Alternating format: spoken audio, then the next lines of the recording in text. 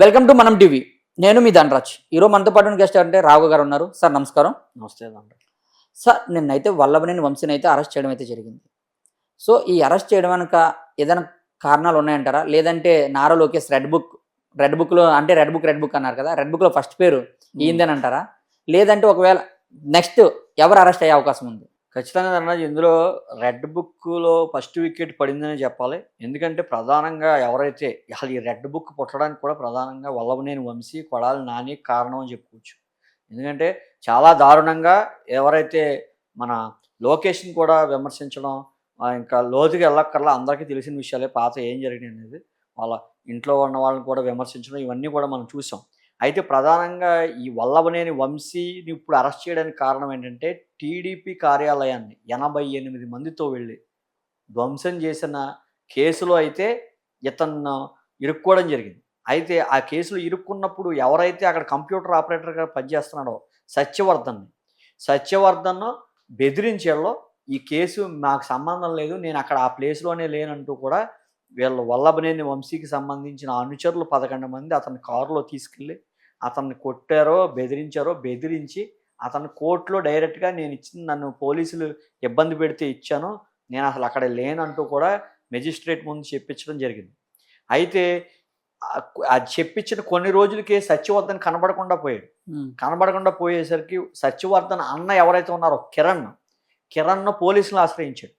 Sir, నాకు కిరణ్ కూడా enquiry చేస్తాడు కదా, పొద్దున నాకు భయంగా ఉంది. అతను 1 సంవత్సరం నుంచి కూడా ఎప్పుడో 2023లో జరిగింది ఈ టీడీపీ మీద దాడి అనేది, టీడీపీ కార్యాలయం మీద. అప్పటి నుంచి కూడా అతను వేరే చోటకి ఎక్స్కాండ్ అయిపోయి పారిపోయి ఎక్కడో దాక్కోవడం జరిగింది ఈ సంవత్సరం పాటు దాక్కున్న తర్వాత మొన్న మట్టుకు సంక్రాంతికి ముందు రోజు రావడం జరిగింది. 10 రోజుల ముందు రావడం జరిగింది. ఊరు వచ్చిన క్రమంలో వల్లభనేని వంశీ అనుచరులు కారులో ఎక్కించి తీసుకెళ్లారని కొంతమంది ప్రత్యక్ష సాక్షులు అలా అన్న కిరణ్కి చెప్పడం జరిగింది. కిరణ్ వెళ్ళి పోలీస్ కంప్లైంట్ ఇచ్చి నా తమ్ముడు ఇలా పలానా వల్లభనేని వంశీ మాజీ ఎమ్మెల్యే టీడీపీలో ఉన్నాడు, అతను అనుచరులు మా వాడిని కారు ఎక్కించి తీసుకెళ్లారని చెప్పడం జరిగింది. అయితే ఆ క్రమంలో విచారణ చేపట్టిన తర్వాత కొన్ని రోజులకే మెజిస్ట్రేట్ ముందు అతను ఇవ్వడంతో పోలీసులు కూడా షాక్ అయ్యారు. తర్వాత ఇతను ఎక్స్కాండ్ అయిపోయాడు, కనబడిపోయేసరికి అన్న కంప్లైంట్ కూడా మళ్ళీ ఇతన్ని ఎతికి తీసుకురాగా అసలు విషయం బయటపడింది. అప్పుడు మళ్ళీ దానివల్ల ఇప్పుడు అరెస్ట్ చేశారంటారు? అయితే దానివల్ల అరెస్ట్ చేశాడు. వాళ్ళ అన్న కేసు పెట్టాడు, నా తమ్ముడిని తీసుకెళ్లారు, కొట్టారు, బంధించారు, చంపుతానన్నారు. అతను ఎస్సీ సామాజిక వర్గానికి చెందడం వల్ల ఎస్సీ ఎస్టీ అట్రాసిటీ కేసులో రెడ్ 3/5 కూడా సెక్షన్లో బలమైన సెక్షన్, అంటే ఒక హత్య కేసుతో సమానమైన జైలు శిక్ష పడే సెక్షన్ కూడా అతని మీద, వల్లభనేని వంశీ మీద పడింది. అతను A1గా ఇరుక్కున్నాడు. అది ఇంకొకటి ఏంటంటే, వల్లభనేని వంశీ అరెస్ట్ అయ్యే వెంటనే తన భార్య ఎవరైతే ఉన్నారో జగన్కి, అదేవిధంగా కొడాలి నానికి ఫోన్ చేస్తే రెస్పాండ్ కాలేదంట. దాని గురించి ఏమంటారు మీరు? ఖచ్చితంగా రెస్పాండ్ గారు. ఎందుకంటే కూడా ఈ తొందరలోనే ఎవరైతే వల్లభనేని వంశీ ఉన్నారో వల్లభనేని వంశీని విచారణకు తీసుకునే అవకాశం ఉంది. ఎందుకంటే ఇతని మీద ఇది ఒకటే కాదు, ఇతను పాత ముద్దాయి 16 క్రిమినల్ కేసులు ఉన్నాయి ఇతని మీద. ఇతన్ని ఖచ్చితంగా ఇప్పుడు మనం వదిలిపెట్టకూడదు. ఇతనికి బెయిల్ ఇస్తే కనుక ఎమ్మెల్యే, గతంలో మాజీ ఎమ్మెల్యే కాబట్టి ఆధారాలు కూడా పాడు చేస్తాడనే ఉద్దేశంతో ఖచ్చితంగా ఇతను రిమాండ్కి తరలించాలని చెప్పి పోలీసులు వాదన వినిపించడంతో కోర్టు దాన్ని నమ్మి 14 రోజులు రిమాండ్ విధించడం అయితే జరిగింది. అయితే టీడీపీ పార్టీ కార్యాలయం దాడిలో 71 A71 కింద ఉన్న వల్లభనేని వంశీ ఇప్పుడు ఎస్సీ ఎస్టీ అట్రాసిటీ కేసు, అంటే దానికన్నా పెద్ద కేసులో ఇప్పుడు A1 ముద్దాయి కింద మారాడు. ఏంటంటే తన ఒక కుట్ర చెయ్యిపోయి ఒక దాన్ని తప్పించుకోబోయి, ఒక తప్పును తప్పించుకోబోయి ఇంకా పెద్ద తప్పులు ఇరుక్కున్నాడు అనేది చెప్పుకోవచ్చు. అయితే వంశీకి సంబంధించిన అనుచరులు కూడా సుమారు ఒక 5 మంది అయితే ప్రస్తుతం అయితే అదుపులో తీసుకున్నారు. ఇంకా కొంతమంది అయితే పరారీలో ఉన్నారు, వాళ్ళందరినీ కూడా వెతుకుతున్నారు. అయితే ఎవరైతే వల్లభనేని వంశీ ఉన్నారో రిమాండ్కి తరలించిన అనంతరం కోర్టు అనుమతితో అయితే మళ్ళీ ఇంకోసారి విచారణ తీసుకుంటారు. గతంలో ఉన్న కేసులే కాకుండా ఇతను ఏ కుట్ర చేశాడు, ఇతన్ని కిడ్నాప్ చేయవలసిన అవసరం ఏమొచ్చింది, ఇతన్ని ఎందుకు కిడ్నాప్ చేశారు, అసలు టీడీపీ కార్యాలయం దాడి ఎందుకు చేయాల్సి వచ్చింది, దాడి వెనక సూత్రధారి ఎవరో, పాత్రధారి ఎవరో, వీళ్ళందరినీ కూడా బయటికి లాగే అవకాశం ఉంటుంది. ఖచ్చితంగా వల్లభనేని వంశీకి అయితే టచ్ చేసి చూడండి 2018లో సినిమా చూశారు. అసలు టచ్ చేస్తే ఎలా ఉంటుందో కూడా పోలీసులు మరి కొద్ది రోజుల్లో అయితే చూపిస్తారనేది మనం అనుకోవచ్చు. అంటే థర్డ్ డిగ్రీ కూడా వల్లభనేని వంశీ మీద ప్రయోగించే అవకాశం ఉందంటున్నారు. థర్డ్ డిగ్రీ ఏంటి అన్ని డిగ్రీలు ప్రయోగిస్తారు వల్లభనేని వంశీని. ఎందుకంటే అతను ప్రస్తుతం ప్రభుత్వంలో ఉన్న పెద్ద పెద్ద నాయకులందరినీ కూడా నోటికొచ్చినట్టు మాట్లాడడం జరిగింది.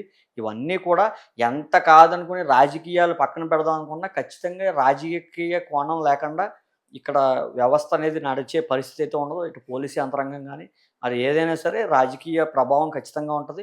ఖచ్చితంగా వల్లభనేని వంశీ మాట్లాడిన ప్రతి మాటకి ఖచ్చితంగా సమాధానం అయితే పోలీసులు చెప్పిస్తారు. చెప్పించిన తర్వాత అతను భవిష్యత్తులో కూడా జైలులో ఉండే పరిస్థితి ఉంది. రాజకీయంగా కూడా ఇది కనుక ఎస్సీ, ఎస్టీ అట్రాసిటీ కేసు కనుక నిరూపణ అయితే కనుక ఖచ్చితంగా రాజకీయంలో మళ్ళా పోటీ చేసే అవకాశం కూడా లేకుండా పోతది. అంటే జైల్లోంచి బయటకొచ్చే అవకాశం ఏమైనా ఉందా? ఒకవేళ కేసులన్నీ తనే చేస్తాడని ఒప్పుకుంటే రుజువైతే బయటకొచ్చే అవకాశం ఏమైనా ఉందా? రుజువు అయితే 3 నెలలకైతే ఖచ్చితంగా బెయిల్ వస్తుంది. అయితే ఈ ఎస్సీ, ఎస్టీ అట్రాసిటీ కేసు ఏదైతే ఉందో దాంట్లో ఉన్న సెక్షన్‌లను బట్టి కూడా బెయిల్ ఆధారపడి ఉంటుంది. అయితే ఇతను మాజీ ఎమ్మెల్యే కాబట్టి ఇతను సాక్షులను ప్రభావం చేస్తాడని కనుక కోర్టు నమ్మితే ఖచ్చితంగా 90 రోజుల వరకు జైల్లో ఉండే అవకాశం ఉంది. అదేవిధంగా కొడాలి నాని ఎవరైతే ఉన్నారో వల్లభనేని వంశీకి అత్యంత సన్నిహితుడు, మిత్రుడు, రాజకీయంగా చంద్రబాబుని దెబ్బతీయాలనుకోవడంలో ప్రముఖ పాత్ర పోషించిన కొడాలి నాని వల్లభనేని వంశీని టీడీపీ పార్టీలోంచి వైసీపీ పార్టీలోకి తీసుకొచ్చిన ప్రధాన పాత్ర కొడాలి నానిది ఉంది. కొడాలి నాని చంద్రబాబుపై తిరుగుబాటు యుద్ధం చేయడానికైతే ఒక వెపన్‌గా అయితే వంశీని తీసుకురావడం జరిగింది. అయితే ఇతనైతే ప్రస్తుతం అయితే చాలా ఇరకాటంలో పడ్డాడు. మరి కొడాలి నానిని కూడా లాగుతాడా? ఈ కుట్ర వెనకాల కొడాలి నాని కూడా ఉన్నారా? లేదంటే కనుక జగన్ ఉన్నారా? ఇవన్నీ కూడా తెలియాలంటే విచారణలో అయితే తెలుస్తది. విచారణలో కనుక కొడాలి నాని పేరు వస్తే కనుక కొడాలి నానిని కూడా అరెస్ట్ చేసే అవకాశం ఖచ్చితంగా ఉంది. ఆల్రెడీ మొన్న విచారణలో అయితే కొడాలి నాని అరెస్ట్ చేస్తున్నామని బయట అయితే టాక్ వచ్చింది. కానీ ఇప్పుడు మళ్ళీ ఒకవేళ అది రుజువైతే ఇప్పుడు అరెస్ట్ అవుతాడు ఖచ్చితంగానా? ఖచ్చితంగా కొడాలి నాని కూడా కొన్ని కేసులైతే పడే అవకాశం ఉంది. ఎందుకంటే గతంలో గెడ్డం గ్యాంగ్ అని గుడివాడలకు సంబంధించిన రియల్ ఎస్టేట్‌కి సంబంధించిన కొన్ని భూములు ఏవైతే ఉన్నాయో, భూములకు సంబంధించిన కొడాలి నాని ఆక్రమించాడంటూ కూడా కొంతమంది అయితే ఆరోపించడం జరిగింది. అప్పుడులో వైసీపీ ప్రభుత్వం ఉండడం వల్ల కొడాలి నాని మీద గానీ, అతని అనుచరుల మీద గానీ ఎటువంటి యాక్షన్ తీసుకోలా. కొడాలి నానిని కనుక ఇప్పుడు వల్లభనేని వంశీ కనుక పొరపాటున కొడాలి నాని పేరు కనుక తీస్తే ఈ కేసులో ఇరుక్కుంటే ఈ కేసుతో పాటు కొడాలి నానికి సంబంధించిన పాత కేసులు కూడా పోలీసులు తిరగతోడే అవకాశం ఉంటుంది. గుడివాడలో గతంలో కొన్ని మీడియా సంస్థల్లో కూడా వచ్చినాయి. గెడ్డం గ్యాంగ్ విపరీతంగా భూ కబ్జాలు చేస్తున్నారంటూ కూడా కొన్ని ఆరోపణలు అయితే మన మీడియాలో కూడా చూసాం. ఖచ్చితంగా కొడాలి నాని కనుక పాత్ర ఉంటే వెనకాల ఖచ్చితంగా కొడాలి నాని కూడా అతి తొందరలోనే రెడ్ బుక్‌లో నెంబర్ 2గా అయితే అరెస్ట్ అయ్యే అవకాశం ఉంటది. ఇంకా జగన్మోహన్ రెడ్డి గురించి అయితే మనం చెప్పక్కర్లేదు. ఖచ్చితంగా వెనకదుండి మొత్తం నడిపించింది తనే కదా! తనే అయితే కనుక ఖచ్చితంగా జగన్మోహన్ రెడ్డిని కూడా తీసుకొచ్చే అవకాశం ఉంటది. అయితే జగన్మోహన్ రెడ్డికి ప్రస్తుతం అయితే సివిల్ కేసులే ఉన్నాయి. ప్రస్తుతానికి ఈ క్రిమినల్ కేసులు 1, 2 ఉన్నా క్రిమినల్ కేసు పూర్తి స్థాయిలో ఈ భూ కబ్జాలు గానీ ఇవన్నీ ఏమీ లేవు కాబట్టి కొడాలి నానికి ఈ టీడీపీ ఆఫీస్‌పై దాడి ఒకటి, అదేవిధంగా వేరే విధమైన కేసుల్లో కనుక జగన్మోహన్ రెడ్డి పేరుంటే కనుక తొందరలో క్రిమినల్ కేసులు కూడా పడే అవకాశం ఉంటది. దీని వెనకాల ఎవరున్నారో ఇవన్నీ కూడా బయటికి తీసే అవకాశం ఉంటది. అదేవిధంగా ఇప్పుడు వల్లభనేని వంశీ, కొడాలి నాని వీళ్ళందరూ కూడా రెడ్ బుక్‌లో పేర్లు వచ్చే విధంగా అందరూ కూడా ఒకదాని తర్వాత ఒకడు కేసులు కష్టాలైతే తప్పట్లేదని మనం చెప్పుకోవచ్చు. ఖచ్చితంగా వీళ్ళందరూ కూడా అరెస్ట్ అవుతారు. అయితే కొడాలి నాని, వల్లభనేని వంశీ ఇప్పటి నుంచి పరిచయం కాదు. గతంలో ఈ వల్లభనేని వంశీ పరిటాల రవికి డ్రైవర్ కింద ఉండేవారు.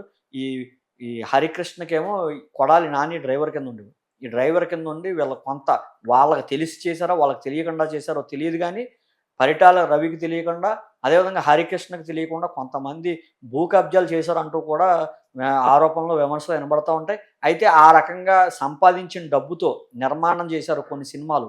మన వల్లభనేని వంశీకి సంబంధించింది అయితే కనుక అదుర్స్ కానీ, అదేవిధంగా టచ్ చేసి చూడు ఈ 2 సినిమాలు కూడా అతను నిర్మాణం చేపట్టి 2 అదుర్స్ యావరేజ్ అయినా సరే ఇది టచ్ చేసి చూడు మటుకు అట్టర్ ఫ్లాప్ అయ్యి రవితేజకి అయితే ఇతనికి లాస్ అయితే వచ్చింది. ఇతను గతంలో జూనియర్ ఎన్టీఆర్ ఆంధ్రావాలా సినిమాలో కూడా కొంత భాగం అయితే నిర్మాణంలో పెట్టారు.